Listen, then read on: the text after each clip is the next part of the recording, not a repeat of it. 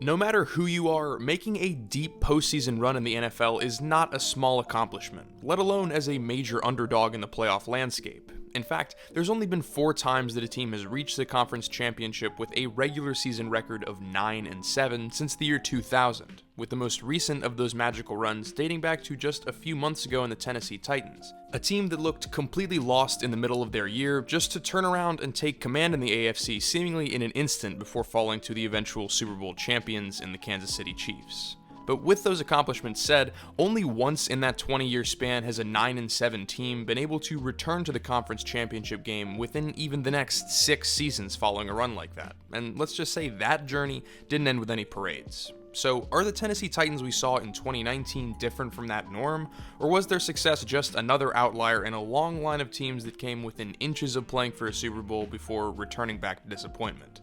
Well, today I'd like to see if we can answer that question, along with taking a look at what made Tennessee's story such an interesting rise up from the ashes. But before we get too deep into Tennessee Titans lore, I'd like to thank Audible for sponsoring this video and helping out the channel in what I'm sure you've noticed are not the most ideal of circumstances.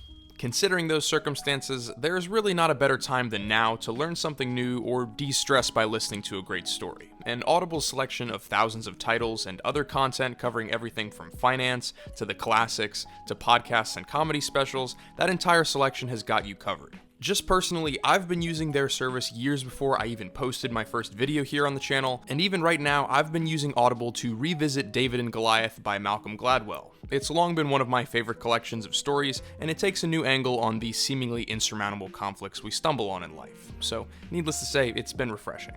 If you're interested in getting started with Audible yourself, you can visit audible.com/settheedge or text settheedge to 500-500 to get started with a free 30-day trial, a free audiobook, and unlimited access to each month's collection of Audible originals. Again, that is audible.com/settheedge or simply texting settheedge to 500-500 to get started with the easiest way to incorporate some more depth into your daily routine. So, thank you again to Audible, and without further ado, let's remember the Titans. And yeah, I've been saving that one for a quick second. Of all the heartbreaking Super Bowl losses over the years, there's certainly a case to be made that no team came closer before having a title snatched away from them than the Tennessee Titans in 2000. It's a pain that I'm sure every single Titans fan now hates me for even bringing up, but ever since that tragic moment, the Titans have been understandably trying to get back, and constantly fighting against forces that have often pulled them to falling short of anything meaningful. And quite honestly, that lack of overall direction has taken a significant toll on a franchise that was relocated from Houston just 23 years prior. In recent years, it's felt like the team is on a treadmill, notably never winning the division since 2008, and in one of the most bizarre trends in recent history, maintaining a 9-7 record every single season over the past 4 years. So how was 2019 any different from that? Well, it's a story of nearly every single important cog in the machine for Tennessee stepping up when their back was up against the wall, and it starts before the 2018 season with the team's decision to make the switch to Mike Vrabel at head coach.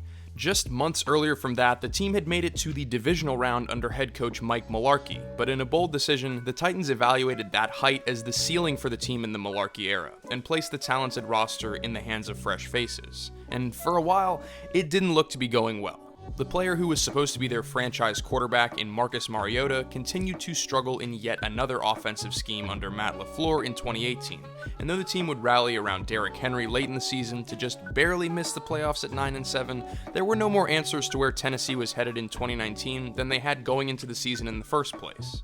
Nobody could deny the promise and talent the team had, but the range of outcomes was still as unknown as ever, with even more coordinator changes and an offense that just couldn't find the consistency their quietly dominant defense needed to put games away. And though Vrabel was flashing ability as a great coach, and even offered to sever his own manhood in pursuit of a Super Bowl ring, through the first 6 games of 2019, things were not looking up. The team went 2-4 and was now fresh off of a disheartening 16-0 shutout at the hands of the Joe Flacco-led Broncos.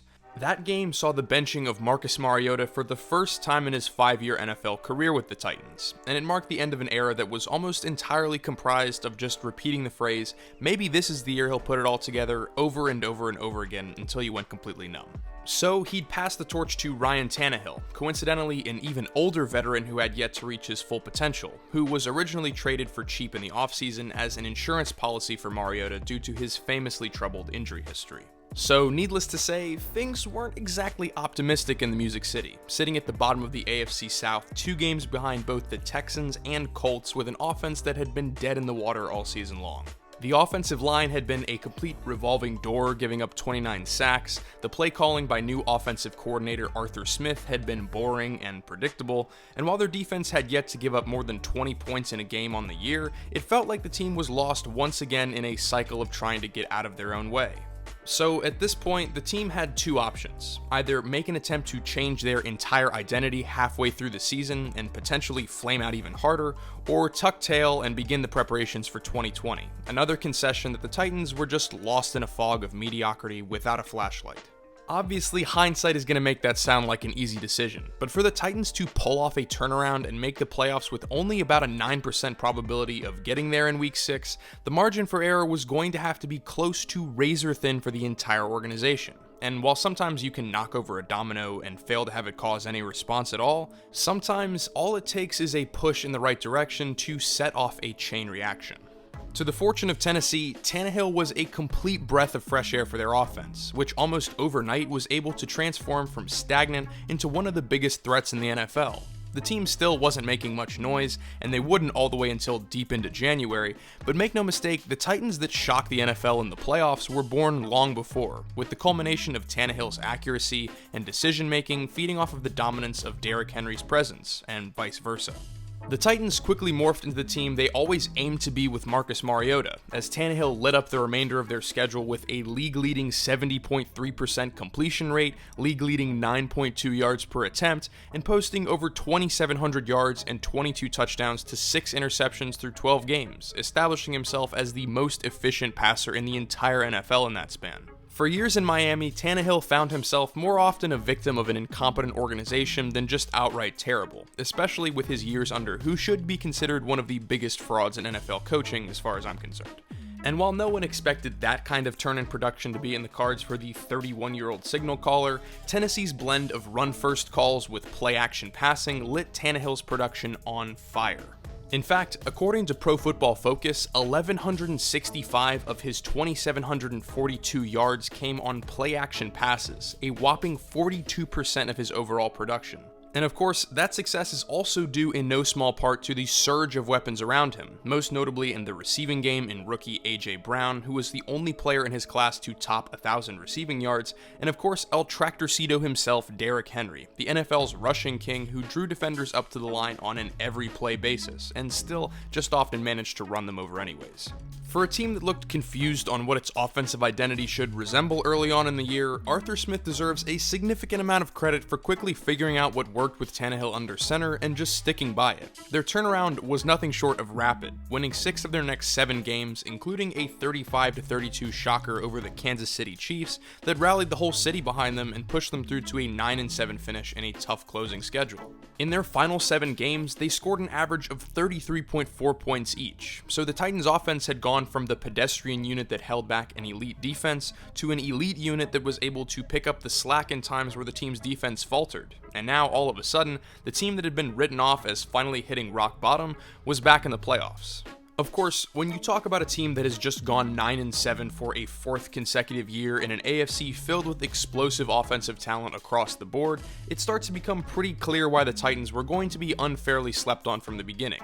They had a great run, and now they got the privilege of making a first-round exit at the hands of the defending champion New England Patriots in Foxborough. The writing was already on the wall before kickoff even happened for most people. But as has happened many times before when disciples of Belichick like Mike Vrabel face off against the Patriots, the Titans had New England's number.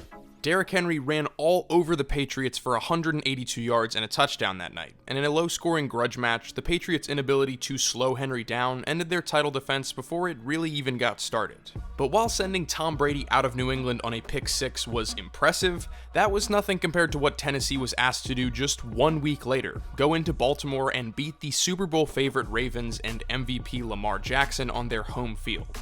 The Ravens boasted one of the best offenses in NFL history in 2019, with Jackson's electric playmaking setting NFL records that won't be contested by anybody other than himself in the many years to come.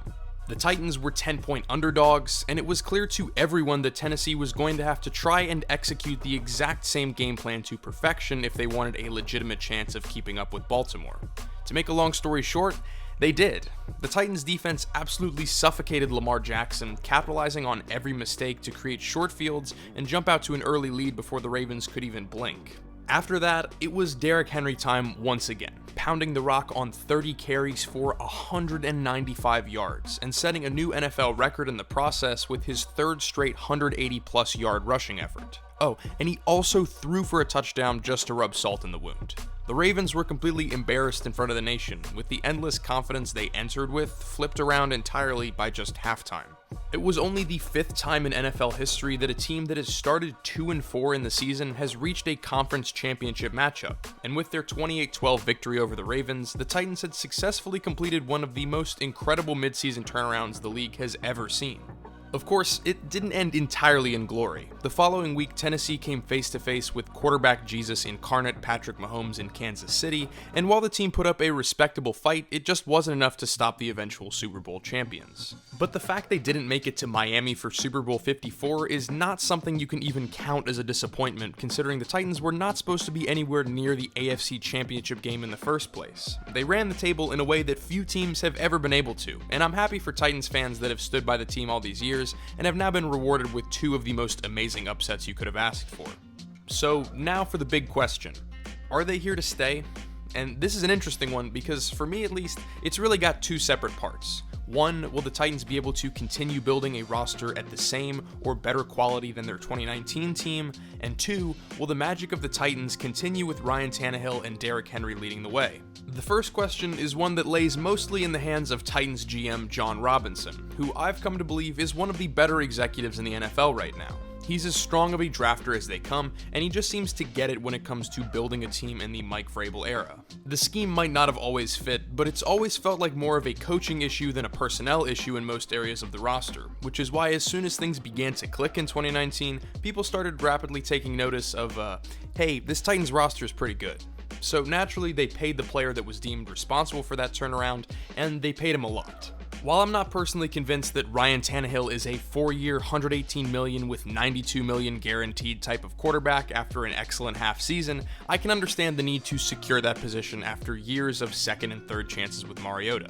And not only that, but the team currently sits on the 5th most cap space of any front office, giving them plenty of flexibility to re-sign players like Derrick Henry later this offseason, or, I don't know, maybe a professional kicker, considering they were 8 of 18 on field goals last year.